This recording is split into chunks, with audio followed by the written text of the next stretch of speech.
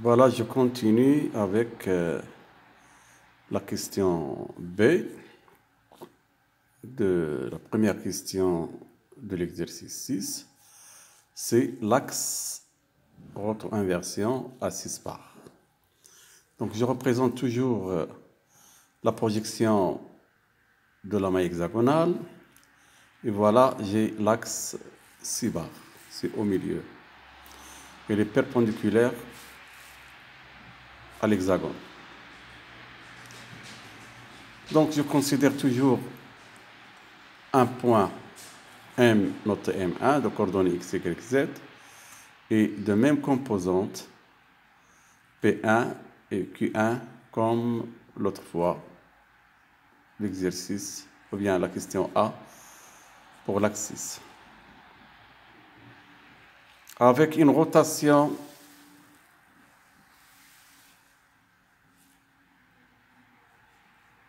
de 2π, il vient ici, inversement, il vient ici, c'est-à-dire Z sera inversé. Je note rond et je donne une deuxième couleur, c'est uniquement, c'est l'image de M2, mais avec un Z négatif. Ce M'2 avec une rotation de 2π sur 6, il vient ici, il va être inversé avec Z positif, je la note M'3, rond plein. Avec une rotation de 2π sur 6, inversion, il vient rond. Bien sûr, c'est M'4, l'image de M4, de M1. M'4, c'est l'image de M1, de coordonnées X, Y, moins Z. Il présente les mêmes composantes P1 et Q1.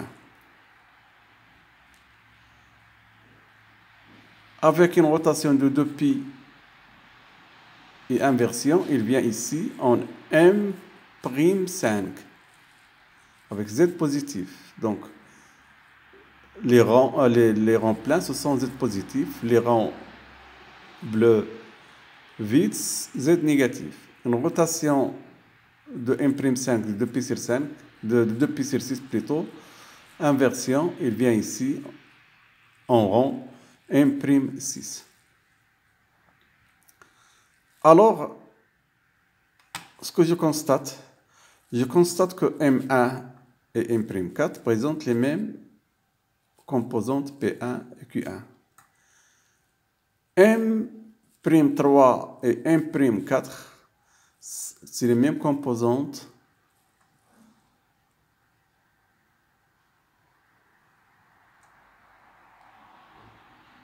voilà, P3 et Q3. Et ce sont les composantes de M3 de l'axe 6. M'2 et M'5 présentent les mêmes composantes Q5 et P5, ou bien P5 et Q5, ce sont les composantes de M5 pour l'axe 6.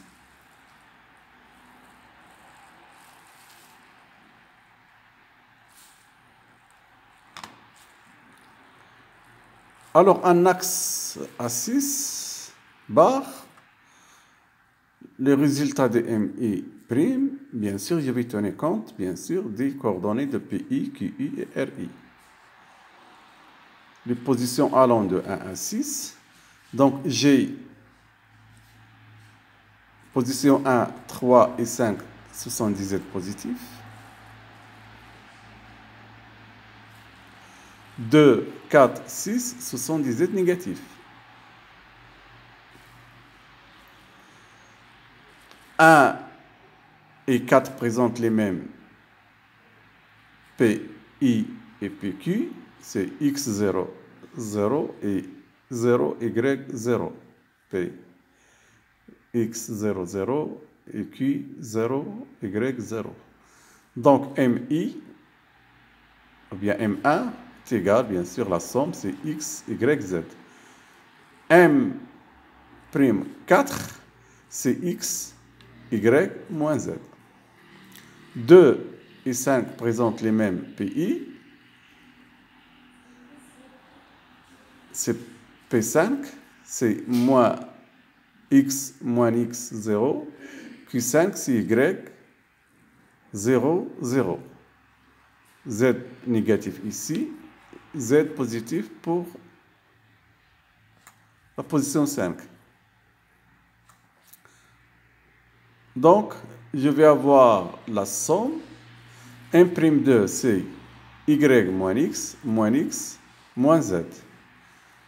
1'5, c'est Y moins X, Z.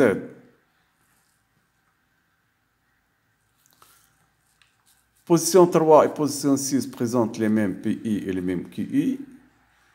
Donc, c'est 0, X, 0 pour P3. Q3, c'est moins Y, 0. Donc, 1'3 sera moins Y, X moins Y, Z. Et 1'6 sera moins Y, X moins Y et moins Z.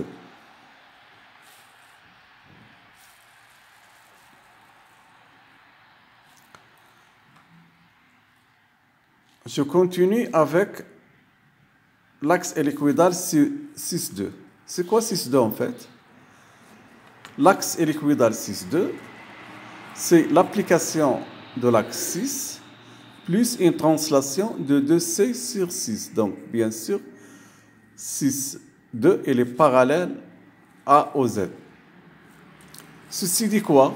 Il y a une relation entre l'axe hélicoïdal et l'axe A6, signifie que les axes 6,2 et A6 ont les mêmes composantes P et Q.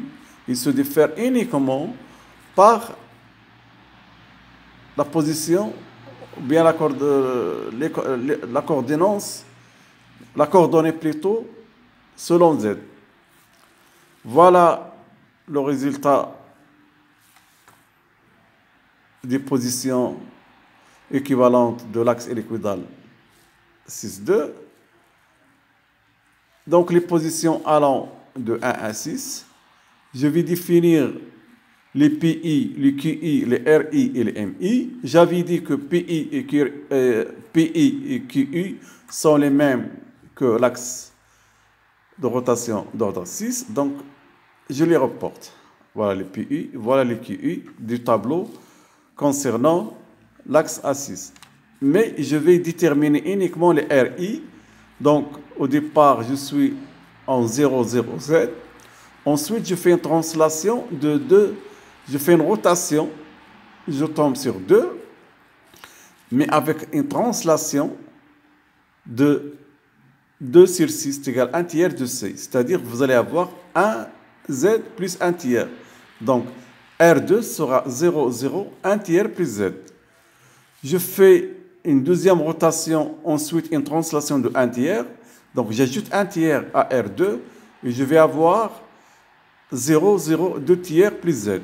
Ensuite, une rotation plus 1 tiers à R3. Donc, 1 tiers plus 2 tiers, ça fait 1. Et j'avais dit que 1, c'est l'équivalent de 0.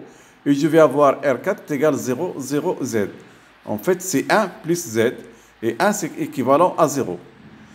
J'applique une rotation plus une translation de 1 tiers. Je vais avoir R5 égale 0, 0, 1 tiers de Z. Une rotation plus une translation de 1 tiers. Je vais avoir R6, c'est 0, 0, 2 tiers de Z. Donc, je fais la somme. Donc, je fais la somme des P1, PI, QI, RI pour avoir les MI. Donc, M1 sera, dans ce cas-là, c'est X, Y et Z. M2, je vais avoir X moins Y, X, 1 tiers plus Z. X moins Y, X, 1 tiers plus Z. M3 sera égal moins Y, X moins Y et 2 tiers plus Z.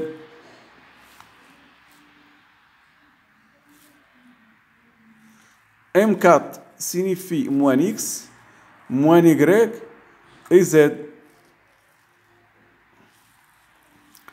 M5, c'est Y moins X, 1 tiers de Z.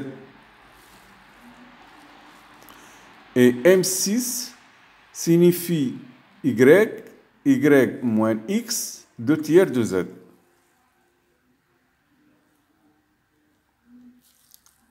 Pour terminer la question numéro 1 de l'exercice numéro 6, je traite l'exemple de l'axe hélicoïdal 3,2. C'est quoi l'axe hélicoïdal 3,2? 3,2 signifie une rotation à 3 plus une translation 2 sur 3c. 2 sur 3c. 3, 2, il est parallèle à OZ. D'autre part, ce qu'on constate, on constate que A3, c'est 2 fois l'opération A6. Donc, c'est-à-dire que je vais sauter des positions. Lorsqu'on applique A3, je saute par exemple sur M1, je saute M2 et je tombe sur M3 parce que je fais l'opération 2 fois de A6. Donc, P2, P4 et P6 n'existent pas dans A3. Et dans ce cas-là, P2 de A3, c'est l'équivalent de P3 de A6. Et P5 de A3, c'est l'équivalent de P5 de A6. De même, Q2 de A3, c'est l'équivalent de Q3 de A6. Et Q3 de A3 est égal à Q5 de A6. S'il vous plaît, ici, c'est P3. C'est P3 ici de A3 est égal à P5 de A6. Et ici, c'est Q3. Je me suis trompé. C'est Q3 de A3 est égal à Q5 de A5. Donc, voilà MI en fonction de PI, QI, RI. Il n'y a que 3 positions. Position 1, 2 et 3. Donc, voilà le premier exemple. Je vais donner P1, c'est X00, Q1, 0, Y0, R, c'est 0, 0, Z. Je vais avoir M1, X, Y, Z. Ici, je vais avoir P2, c'est 0, X0, c'est l'équivalent de P3 de A6. Et Q2 est égal à moins Y, 0. Par contre, ici, il faut tenir compte de la translation de 2 tiers de C. Donc, je vais avoir R1 de coordonnées 0, 0, 2 tiers plus Z. Donc, je vais augmenter l'altitude de 2 tiers. Donc, c'est 0, 0, 2 tiers plus Z. Donc, M2, c'est moins Y, X moins Y et 2 tiers plus Z. Le 3, donc P3, ça c'est P3, est égal à P5. Je cherche P5, c'est de A6. P3 de A3 est égal à P5 de A6. Donc, vous allez trouver moins X, 0.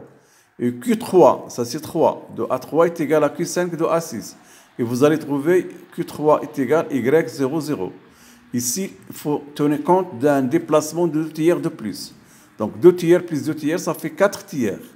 4 tiers, j'enlève 1, il me reste 1 tiers. Donc, R3 sera égal à 0, 0, 1 tiers plus Z. Et par conséquent, M3 sera, c'est Y moins X, 1 tiers plus Z. Y moins X, 1 tiers plus Z.